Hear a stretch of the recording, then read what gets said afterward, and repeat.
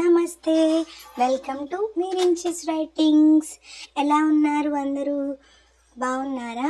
సరే, ఈరోజు story start చేసేద్దామా? ఈరోజు స్టోరీ ప్రేమ సంఘర్షణ సీజన్ 2 ఎపిసోడ్ 37. Let's start. ఆఫీస్కా? ఎందుకు? అయినా మీ 16 రోజుల పండుగ అయ్యే వరకు మనందరికీ వర్క్ ఫ్రమ్ హోమే కదా అని అంది వర్ష. నాకు మీ కంపెనీలో ఇంటర్న్షిప్తో పాటు మీ నెక్స్ట్ ప్రాజెక్ట్లో కూడా అవకాశం అడగడానికి మీ బాస్ దగ్గరికి వెళ్ళాడు మనోహర్ అని చెప్పింది సంధ్య. నీకెలా తెలుసు సంధ్య? నీకు ఫోన్ చేశారా ఏంటి అని అడిగాడు మనోహర్. అవును అని బదులిచ్చింది సంధ్య. నీకు చేశారా? ఏమన్నారు ఏమన్నారు అని తడబడుతూ అంటే, నువ్వేం కంగారు పడకు, ఇంటర్న్షిప్ గురించి చెప్పారు. నువ్వు వెళ్ళి మా ప్రిన్సిపల్ని కూడా కలిసావంట. ఇదంతా ఎలా అని అడిగి ఏదో ఆలోచిస్తూ అలా ఉండిపోయింది సంధ్య. ఈలోపు మను సమాధానం చెప్పేలోపు లేక మనోతో, ఏంటి కాలేజ్లో నువ్వే మాట్లాడావా? మా ప్రిన్స్ అసలే తిక్కలుడు అని అడిగింది లేక. కొంచెం బెట్టు చేశాడు కానీ ఒప్పుకున్నారులే మీ ప్రిన్సిపల్ అని అన్నాడు మను. సంధ్య మను నెంబర్కు మెసేజ్ పెట్టింది, మాట్లాడాలి రా అని. మను ఒకసారిగా ఆ మెసేజ్ చూసుకుని ఒక 2 minutes సంధ్య అని రిప్లై ఇచ్చాడు మను. మనసు ఆనందంతో గాల్లో తేలుతుంది. సంధ్య ఏం మాట్లాడుతుంది అనేది పక్కన పెడితే మాట్లాడాలి అని మెసేజ్ చేసిందిగా అని ఆనందంలో ఉన్నాడు. ఈలోపు వర్ష, అబ్బా మీ ఇంటర్న్షిప్ గొడవ పక్కన పెట్టి అసలు ఆ గే పృథ్వీ వెనుక ఎలా పడ్డాడు చెప్పు ఫస్ట్. నాకు అది తెలుసుకునే వరకు మైండ్ పనిచేయదు అని అడిగింది వర్ష. అయ్యో నువ్వు కంగారు పడకు వర్ష, నేను చెప్తాను కదా. నేను పృథ్వీ ఇద్దరం ఆఫీస్కి వెళ్ళినప్పుడు పృథ్వీ తన క్యాబిన్ దగ్గరికి వెళ్ళాడు. నేనేమో సార్ దగ్గరికి వెళ్ళి చాలాసేపు బతిమలాడి ఇంటర్న్షిప్కి ఒప్పించి బయటకు వచ్చాను. నేను బయటకు వచ్చేసరికి పృథ్వీ సార్ రూమ్ బయట వెయిట్ చేస్తూ ఉన్నాడు. నేను పని అయిపోయింది పద వెళ్దాం అని అన్నాను. అయిపోయిందా అని అన్నాడు. అవును అని చెప్పా. ఇద్దరం ఇంకా మాట్లాడుకుంటూ బయటికి వచ్చాక ఒక జ్యూస్ అండ్ టీ కార్నర్ ఒక షాప్ ఉంటే అక్కడ ఆగాము. ఆ షాప్ అతను, సార్ ఏం తీసుకుంటారు సార్ అని అడిగాడు. నేనేమో టీ అని అది చెప్పాను. పృథ్వీ బాడీ బాగా హీట్ ఎక్కువైపోయింది, మంచి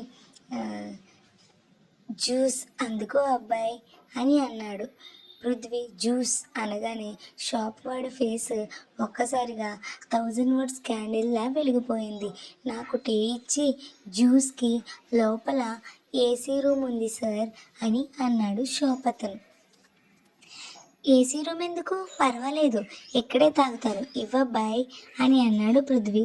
సార్ లోపలికి రండి సార్ ప్లీజ్, ఏసీకి ఎక్కువ బిల్లేమీ కట్టించుకోంలే, రండి సార్ రండి రండి రండి అని బ్రతిమాలాడాడు ఆ షాప్ అతను. సర్లే, బుర్రా బాడీ రెండు కూడా చాలా బాగా వేడెక్కి ఉన్నాయి, చల్లబరుచుకోవడానికి ఏసీ అవసరం అవుతుందిలే ఇప్పుడు అని నాకు బాయ్ చెప్పి లోపలికి వెళ్ళాడు పృథ్వీ. తలుపు తోసుకుంటూ రొప్పుతూ నా దగ్గరకు వచ్చి, త్వరగా పద మను అని నా చేతిలో నుండి కీస్ తీసుకుని నన్ను కూడా అక్కడి నుంచి టీ కప్పు అక్కడ పెట్టించేసి లాక్కొని స్పీడ్గా బండి దగ్గరికి తీసుకొచ్చి బండి స్టార్ట్ చేసేసాడు. అసలు వీడు లోపలికి వెళ్ళాక ఏమైందో ఏంటో నాకు కూడా తెలీదు, కానీ బయటకు వచ్చాక అసలు ఏమైందిరా అని అడిగితే వాడు అప్పుడు బాధపడుతూ లోపల జరిగినది చెప్పాడు అని అన్నాడు మనోహర్. అవునా, ఇంటికి లోపల ఏం జరిగింది అని అడిగింది వర్ష. నువ్వు కంగారు పడకు వర్ష, పృథ్వీ నాకు ఏం చెప్పాడంటే, ఒరే నాకు జ్యూస్ ఇచ్చి నా ఎదురుగా ఉన్న చైర్లోనే చైర్ వేసుకుని కూర్చుని నన్నే చూస్తూ ఉన్నాడు రా.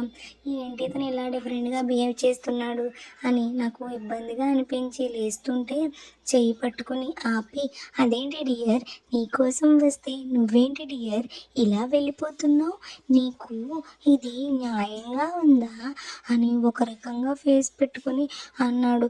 నాకు ఇంకా భయం వేసేసి అప్పటికే నాకు ఏదో తేడా కొట్టి హిహి అని పళ్ళ సెట్టు ఇకిలించి ఇప్పుడే వస్తా అని అంటే, అరే కూర్చో అని చెబుతూ నా ఒళ్ళంతా తడిమేసి బలవంతంగా కుర్చీలో కూర్చోబెట్టి, అమ్మో అంతే ఇంకా నేను వాడిని భరించలేక తోసేసి బయటపడ్డారా బాబు అని అన్నాడు నాతో. ఇది జరిగింది వర్ష అని చెప్పాడు మనోహర్.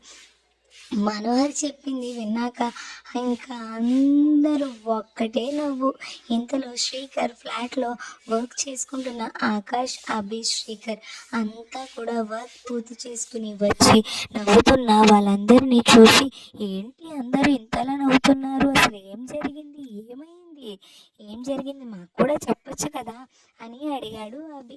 ఈలోపు శశి వచ్చి జరిగిందంతా చెప్పింది. శశి ఇంకా అభి వాళ్ళు కూడా నవ్వుతుంటే పాపం పృథ్వీకి ఆ నవ్వులన్నీ వినిపించి చాలా పట్టరానంత కోపం వచ్చి ఇంకా హాల్లోకి వచ్చి, నవ్వండి బాగా నవ్వండి, మిమ్మల్ని కూడా ఆ గేగడి దగ్గర బుక్ చేయకపోతే చూసుకోండి, నా పేరు పృథ్వీనే కాదు, అయినా మీ ఫ్రెండ్కి ఎలా అయితే జాలి పడాలి కానీ నవ్వుతున్నారేట్రా, మీరైనా మీకు కూడా బుద్ధి లేదా అని కోపంగా అన్నాడు పృథ్వీ. అయినా ఆ నీ వెంటే ఎందుకు పడ్డాడు, అంతలాగా వాడిని ఏమి అట్రాక్ట్ చేసావురా, మాకు అర్థం కావట్లేదు అని నవ్వుతూ అడిగాడు ఆకాష్. నేను అదే అడిగా ఆకాష్ అని అన్నాడు మనోహర్. అంటే మనోహర్ ఆఫీస్లో సార్తో మాట్లాడుతూ ఉండగా అక్కడ ఖాళీగా ఏం చేస్తాంలే అని అలా ఒక రౌండ్ వేద్దామని ఫోన్ చూసుకుంటూ మన ఆఫీస్ పక్కనే ఉన్న కాంప్లెక్స్లో ఉన్న జిమ్కి వెళ్ళాను. అంతే, అడుగు లోపల పెట్టిన 3 నిమిషాలకి ఎక్కడి పనులు అక్కడే వదిలేసి బెల్లం చుట్టూ ఈగలు వాళ్ళట్టు నా చుట్టూ అక్కడున్న వారంతా మూగానే అర్థమైంది. అమ్మో నేనేదో తేడా ప్లేస్కి వచ్చాను, ఎక్కడికి రాకూడని ప్లేస్కి వచ్చానని. ఎక్కడికి వెళ్ళానో నాకు అప్పుడు అర్థమైంది. అంతే, ఇంతలో ఆ టీ కొట్టువాడికి ఎలా ఇన్ఫర్మేషన్ వెళ్ళిందో ఏమో మరి నాకైతే తెలీదు, కానీ అనుకోకుండా ఇదంతా జరిగిపోయిందని పాపం భయపడుతూ అన్నాడు పృథ్వీ చెప్పింది వినగానే ఇంకా అందరూ ఒకటే నవ్వు. నవ్వారంటే బాగోదు చెప్తున్నా, ఒక్కోసారి ఇలాంటి చిన్న పొరపాట్లు జరుగుతూ ఉంటాయి. అయినా మీరు నా ఫ్రెండ్స్ కదా అని ఏది దాయకుండా మీకు చెప్తుంటే మీకు ఇలా ఉందే, ఒకవేళ మీకు కూడా ఇలా ఎప్పుడైనా జరగవచ్చు, నవ్వు ఆపండి అని అరిచాడు పృథ్వీ. అయినా నువ్వు ఆఫీస్లో ఉండకుండా బయటికి ఎందుకు వెళ్ళావు అని అడిగింది వర్ష. అది కాదే, అప్పటి వరకు ఆఫీస్లో ఏమో ఈ వర్క్ ఏమీ లేదు, పైగా అయినా నీకు కూడా చెప్పాలి, నేను ఆఫీస్లో తను చూసింది గుర్తొచ్చి భయమేసి ఏం లేదు జస్ట్ ఊరికే వెళ్ళానులే అని రూమ్లోకి వెళ్ళి తలుపు వేసేసుకున్నాడు. పృథ్వీ ఫీల్ అయినట్టున్నాడు పాపం. చూడు వర్ష అని అన్నాడు మనోహర్. నేను చూస్తానులే మనోహర్, ఫీల్ అయినట్టున్నాడు అని చెప్పి రూమ్ లోపలికి వెళ్ళిపోయింది వర్ష కూడా. వర్ష రూమ్లోకి వెళ్ళి చూసేసరికి పాపం పృథ్వీ బెడ్ మీద ఒక మూలకి గోడకి ఆనుకుని కూర్చుని తల మీద నుండి దుప్పటిని పొళ్ళంతా కప్పుకొని వణుకుతూ ఉన్నాడు. వర్ష రూమ్లోకి వెళ్ళి వణుకుతున్న పృథ్వీని చూసి, పృథ్వీ నాకేదో తేడా కొడుతుంది, నువ్వు కేవలం ఆ గే వాళ్ళని చూసైతే ఇంతలా వణుకో, అసలు ఎందుకు ఇలా వణికిపోతున్నావు పృథ్వీ, అంత చలిగా ఉంటే ఏసీ తగ్గించుకోవచ్చుగా అని అంటూ రిమోట్ తీసుకుని ఏసీ తగ్గిస్తుంటే పృథ్వీ వర్ష చేతిలో నుండి రిమోట్ తీసుకుని, ఇది చలికి వస్తున్న వణుకు కాదు వర్ష అని చెప్పాడు పృథ్వీ. మరి పృథ్వీ భయానికి, అతని వణుకుకి అంతలా జరిగిన కారణం ఏంటి, దీని వెనుక ఏదైనా ఎక్స్పెక్ట్ చేయలేని ట్విస్ట్ ఏమైనా ఉందంటారా? అసలు ఏమై ఉండొచ్చు? గెస్ చేయండి. అలాగే ఎపిసోడ్ ఎలా అనిపించిందో మాకు కమెంట్ చేయండి, లైక్ చేయండి, షేర్ చేయండి, సబ్స్క్రైబ్ చేయండి. మా ఛానల్ని సపోర్ట్ చేయడం మిస్ అవ్వద్దు. అలాగే ఛానల్ని ఇంతలా సపోర్ట్ చేస్తున్న ప్రతి ఒక్కరికి thank you so much. Thank you for watching. Keep supporting.